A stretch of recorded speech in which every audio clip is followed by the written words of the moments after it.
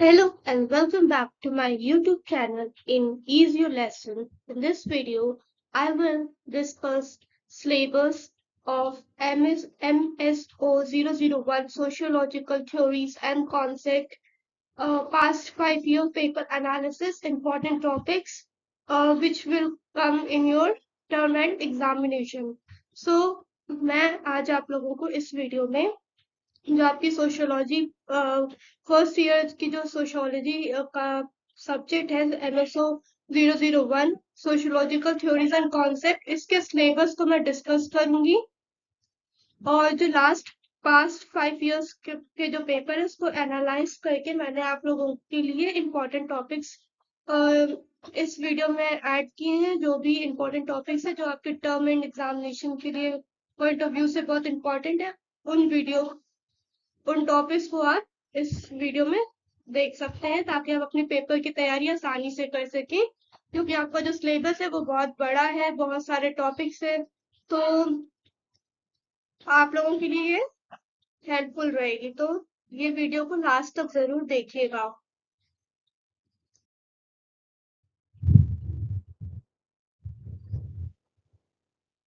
So friends, बात करते हैं सिलेबस की। तो अगर आपकी जो सोशियोलॉजी है MSO 001 वो दो बुक में डिवाइड है, बुक 1 और बुक 2 में। बुक 1 में आपके 4 ब्लॉक्स है, उसमें सब टॉपिक्स है, और बुक 2 में भी सेम आपके 4 ब्लॉक्स है, टोटल आपके 4 ब्लॉक्स है, उसमें सब यूनिट्स दिए हुए हैं। ये है आपका सिलेबस का डिवीजन। तो आप लोग देख सकते हैं आपका सिलेबस बहुत ही ज्यादा लेंदी है, क्योंकि ये थ्योरी जो आपका ये बुक है ये थ्योरी से डील करती है, तो आपके लिए इसमें थ्योरीज काफी ज्यादा है। तो इफ यू हैव टाइम और आप पढ़ना चाहते हैं अच्छे से तो you can do it, but अगर आप सिर्फ आपके पास टाइम कम है और लास्ट मोमेंट में सिर्फ कुछ समझ में नहीं आ रहा है कैसे क्या पढ़ें, तो आप इस वीडियो को देखिएगा और आपको ये बहुत हेल्पफुल मिलेगी। मैंने इसमें इंपॉर्टेंट टॉपिक्स जो पास्ट 5 इयर्स में जो जो क्वेश्चंस आए हैं वो मैंने इंक्लूड किए ताकि आप लोगों को वो हेल्पफुल रहे। ये रहे बुक 2 के सारे सिलेबस। तो ये पूरा सिलेबस है आपका, ठीक है।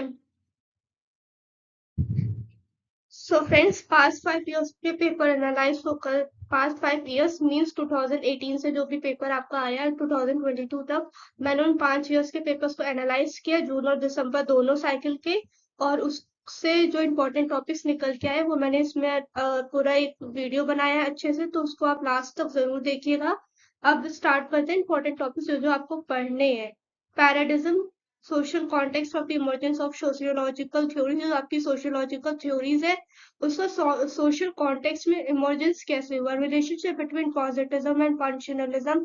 तो जो पॉजिटिज्म एंड फंक्शनलिज्म है उनके बीच में रिलेशन क्या है, objectives of social reality, social realities के ऑब्जेक्टिव्स क्या है, social theories 18-19 century western society, western society में सोशल थ्योरीज 18-19 सेंचुरी में क्या थी। पैराडिज्म शिफ्ट पे दो क्वेश्चन थे, एक तो कॉन्सेप्ट पूछा गया था, दूसरा थॉमस कुन ने क्या बताया था। नेक्स्ट, इवान स्प्रिटगार्ड, लावी स्ट्रॉस एंड एडमंड लीच का सोशल स्ट्रक्चर पे क्या व्यूज है। ये जो सोशलिस्ट नेम है इनका सोशल स्ट्रक्चर पे क्या व्यू है। Radcliffe Brown's contribution social structure में, सोशल स्ट्रक्चर में रेडक्लिफ ब्राउन्स का कॉन्ट्रीब्यूशन क्या है। सोशल स्ट्रक्चर पे आपको काफी क्वेश्चंस आए हैं। कॉन्सेप्ट ऑफ पावर, तो पावर का क्या कॉन्सेप्ट है, वेबर, मार्क्स, ल्यूक्स, गिडेन एंड पॉपल्ट का क्या व्यूज है इसके रिगार्डिंग, या इनके रिगार्ड इससे रिलेटेड इनकी क्या क्या थ्योरीज रही है, क्या पॉइंट्स हैं वो आपको पढ़ने हैं। स्टेट एंड पावर के बीच में क्या रिलेशन है, स्टेट सिटीजनशिप एंड मल्टीकल्चरिज्म, इसमें आपका रिलेशन क्या है। तो ये इनके भी कॉन्सेप्ट आपको जानना जरूरी है।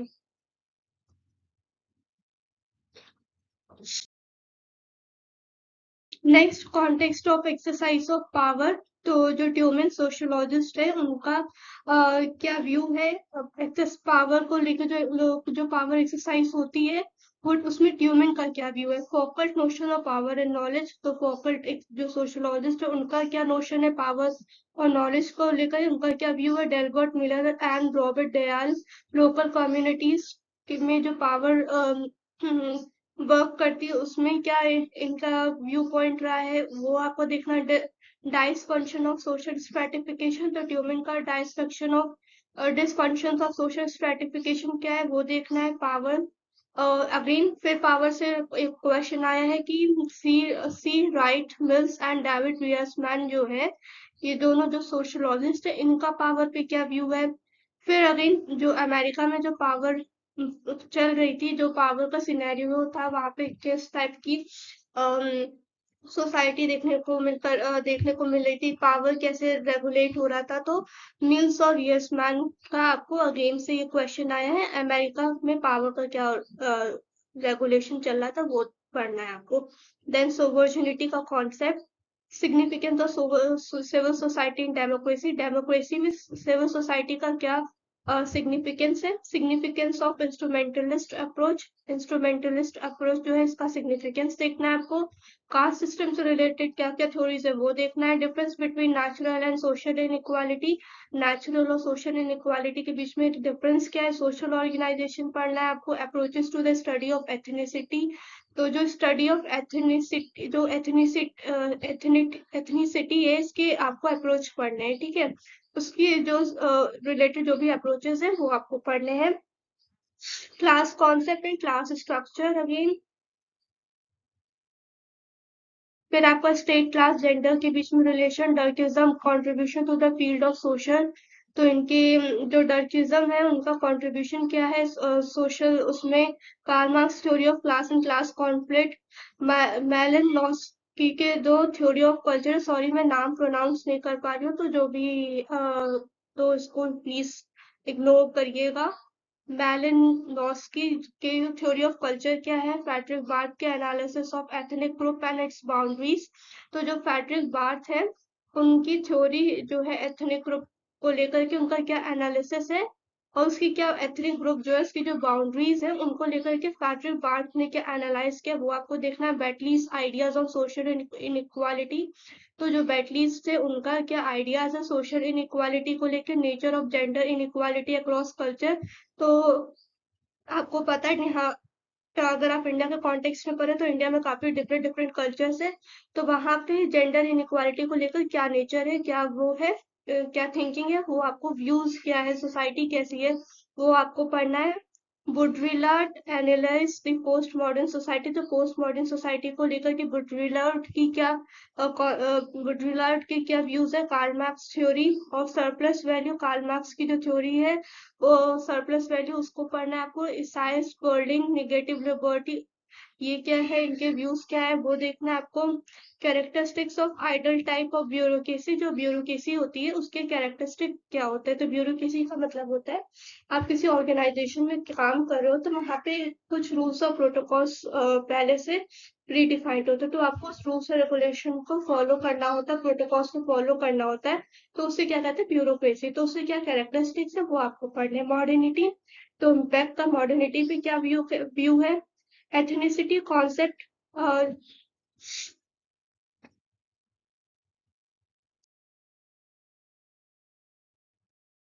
सो नेक्स्ट आपका डिह्यूमनाइजेशन ऑफ लेबर, जो मार्क्सिज्म की ने कहा था उससे रिलेटेड आपको देखना है।